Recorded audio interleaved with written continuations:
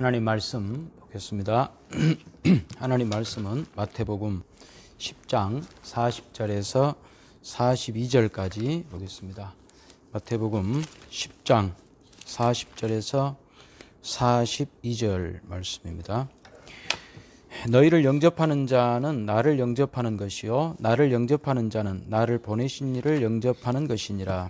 선지자의 이름으로 선지자를 영접하는 자는 선지자의 상을 받을 것이요 의인의 이름으로 의인을 영접하는 자는 의인의 상을 받을 것이요 또 누구든지 제자의 이름으로 이 작은 자 중 하나에게 냉수 한 그릇이라도 주는 자는 내가 진실로 너희에게 이르노니 그 사람이 결단코 상을 잃지 아니하리라 하시니라. 아멘. 이제 오늘부터 오후 찬양 예배도 온라인으로 이렇게 드리겠습니다. 잠깐 하나님 말씀을 우리가 나누고 또 이렇게 찬양하는 시간을 갖도록 하겠습니다.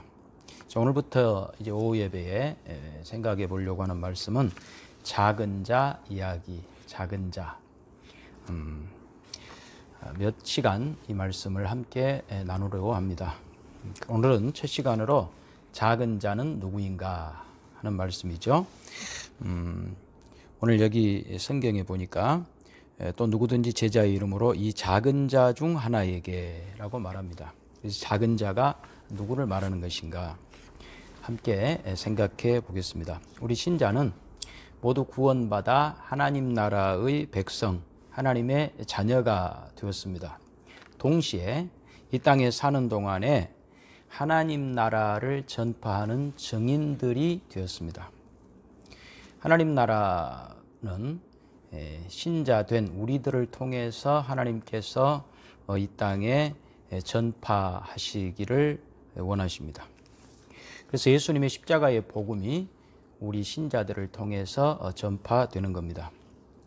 이것을 40절 너희를 영접하는 자는 나를 영접하는 것이요 나를 영접하는 자는 나를 보내신 이를 영접하는 것이다. 우리를 보내서 우리가 전하는 하나님 나라의 복음을 영접하면 곧 예수님을 영접하는 것이고 그가 하나님의 자녀가 되는 것이죠.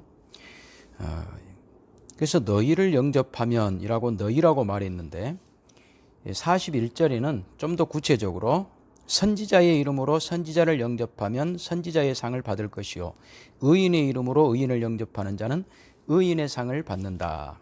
40절에 너희가 41절에는 선지자와 의인, 선지자와 의인은 구약적 개념에서 하나님의 일꾼들, 하나님의 보냄받은 사람들을 말하는 것이죠.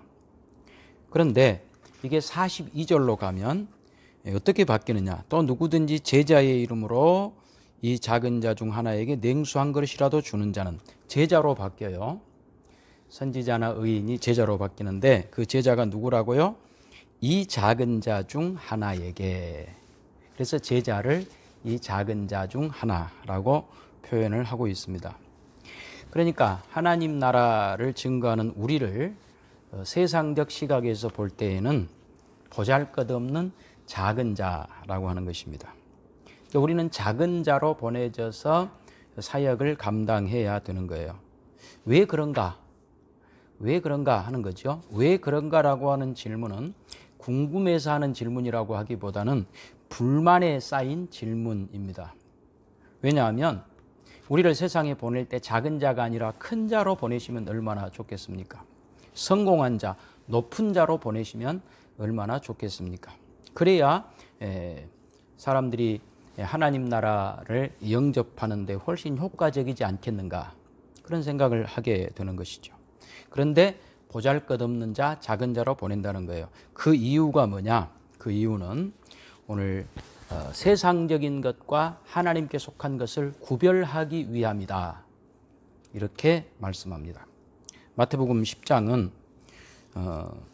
세상이 우리를 미워하고 대적하는 이유가 무엇인가? 우리가 세상에 속하지 않고 하나님께 속한 자들이기 때문이다. 이렇게 말씀합니다. 그래서 우리는 세상과 갈라서고 하나님과 화목된 자들이 되었음에 대한 증거로 작은 자가 되었다는 거예요. 원래 우리는 세상과 친했던 사람들이에요. 그런데 이제 세상과 갈라서고 하나님께로 돌아가 하나님과 화목한 자들이 된 거예요. 그래서 우리는 이 세상에 살지만 더 이상 육체대로 사는 사람들이 아닙니다. 이제는 하나님과 화목되고 하나님 나라 시민이 되었고, 그래서 우리에게 보다 더 중요한 것이 무엇인지를 아는 사람들이 된 것입니다. 그래서 이제 우리는 신령한 것을 사모합니다. 영원한 것을 사모합니다. 생명과 진리에 속한 것을 사모하는 사람들입니다. 그것을 분명히 하려고 이 땅에 작은 자로 보내신답니다. 그래서 이제 신자는 더 이상 세상 것을 추구하지 아니하고 세상 것에 가치를 두는 사람들이 아니다. 이 증거로 작은 자로 보내십니다. 이것을 고린도후서 4장 5절은 이런 식으로 표현을 합니다. 고린도후서 4장 5절. 우리는 우리를 전파하는 것이 아니라 오직 그리스도 예수의 주 되신 것과 또 예수를 위하여 우리가 너희의 종된 것을 전파함이라. 어두운 데에 빛이 비치라 말씀하셨던 그 하나님께서 예수 그리스도의 얼굴에 있는 하나님의 영광을 아는 빛을 우리 마음에 비추셨느니라. 우리가 이 보배를 질그릇에 가졌으니 이는 심히 큰 능력은 하나님께 있고 우리에게 있지 아니함을 알게 하려 함이라. 우리가 사방으로 우겨쌈을 당하여도 쌓이지 아니하며 답답한 일을 당하여도 낙심하지 아니하며 박해를 받아도 버림받지 아니하며 거꾸러뜨림을 당하여도 망하지 아니하고 우리가 항상 예수의 죽음을 몸에 짊어짐은 예수의 생명이 또한 우리 몸에 나타나게 하려 함이라. 우리 살아있는 자가 항상 예수를 위하여 죽음에 넘겨짐은 예수의 생명이 또한 우리 죽을 육체에 나타나게 하려 함이라. 그런즉 사망은 우리 안에서 역사하고 생명은 너희 안에서 역사하느니라. 12절. 사망은 우리 안에서 역사하고 생명은 너희 안에서 역사한다. 사망이 우리 안에 역사해야 생명이 저들 속에 역사한다라고 하는 것입니다. 이것을 위해서 우리를 작은 자로 보내신다는 거예요. 왜냐하면 이 세상이 보물이 아님을 알게 하시려고, 진짜 보물은 우리 속에 계신 예수 그리스도임을 알게 하시려고 우리를 작은 자로 보내십니다. 그래서 우리 속에 보물이 있는데 그 보물이 잘 보이게 하려면 그 보물을 담고 있는 그릇인 우리가 깨어져야 된다는 거죠. 그것이 7절입니다. 7절. 우리가 이 보배를 질그릇에 가졌으니 이는 심히 큰 능력은 하나님께 있고 우리에게 있지 않냐을 알게 하려 함이라. 우리는 질그릇들인데 우리 속에 보물이 있어요. 그 보물이 예수님이세요. 그래서 우리를 보내신 이유는 우리는 이 질그릇 때문에 사는 사람들이 아니라 질그릇된 우리 속에 계신 보화 되신 예수님 때문에 사는 사람들임을 증거하라고 보내신답니다. 그래서 우리는 이 세상의 어떤 건강이나 부귀영화나 권세나 능력이나 지위나 이런 것들이 다 파괴되어졌음에도 불구하고 아직 우리는 이 땅에 살아가고 있는 이유가 무엇인가? 여전히 우리 속에 보화를 가졌기 때문입니다. 그 보화가 우리의 가치이고 보람이고 기쁨이 되기 때문입니다. 그래서 우리는 비록 질그릇에 불과하지만 우리 속에 보배 되신 그리스도 때문에 보람을 갖고 사는 인생들, 이것을 증거하기 위하여 질그릇된 우리가 깨어지는 인생을 살게 하십니다. 오늘 설교의 결론입니다. 예수 믿는 우리의 기쁨은 무엇입니까? 하나님과 화목된 자로 살아간다는 겁니다. 우리는 거룩한 삶을 살며 하나님 나라를 목표하며 산다는 사실입니다. 하나님 우리와 영원히 함께 하시는 것이 우리의 가장 큰 기쁨입니다. 이것은 세상 어떤 것도 방해할 수 없습니다. 죽음도 질병도 코로나19도 어떤 세상의 독재자도 이것을 방해할 수 없습니다. 그래서 우리는 늘 기쁘고 즐겁고 감사하며 사는 사람들입니다. 세상 사람들이 우리를 볼 때 저 사람들은 별로 기쁠 이유가 없고 감사할 이유가 없는데 왜 저렇게 기뻐하며 사는가? 우리는 세상 것을 가지지 않았음에도 세상 사람들만큼 많은 것을 누리지 않았음에도 불구하고 인생을 보람되게 사는 사람들인 것을 그들에게 보여줍니다. 왜요? 사람들이 볼 때에 저 사람들은 예수 믿어도 세상적인 보상은 별로 없는 것 같은데 왜 저 사람들이 보람있게 사는가? 나중에 그들이 안 것이죠. 저들 속에 영생이 있구나. 보화 되신 예수님이 있구나. 그래서 그 보화 되신 예수님 생명을 그들에게 보여주기 위해서는 사망이 우리 속에서 역사해야 된다는 겁니다. 그래야만 저들에게 보화 되신 생명이 보여지고 그 생명으로 저들도 살 수 있게 되는 겁니다. 세상 사람들 같으면 이 정도 어려움, 이 정도 시련이면 진즉 포기해버렸을 것입니다. 원망했을 것입니다. 절망했을 것입니다. 그러나 신자는 그렇지 않습니다. 건강을 빼앗기고 지위를 빼앗기고 부를 빼앗기고 사람들 앞에 대접받지 못하는 인생을 산다 할지라도 넘어지지 않습니다. 왜 그렇습니까? 그렇게 하는 것이, 그렇게 힘든 인생을 사는 것이 지금 하나님의 뜻이 이루어지는 과정들이기 때문입니다. 그런 어려운 모든 시련들이 우리 속에 계신 보화 되신 그리스도가 증거되어지고 있는 순간순간들이기 때문에 좌절하지 않습니다. 그렇게 함으로 하나님의 나라가, 하나님 나라의 영생이 증거되어지고 있기 때문에 그렇습니다. 그래서 우리를 지극히 작은 자로 보내는 겁니다. 오늘 본문에 보니까 이 지극히 작은 자로 보내진 우리들에게 냉수 한 그릇 대접하는 자에게는 하늘의 상을 잃지 않게 하시겠다. 그러니까 우리가 지극히 작은 자로 가서 증거할 때에 가끔 보람 있는 일도 있습니다.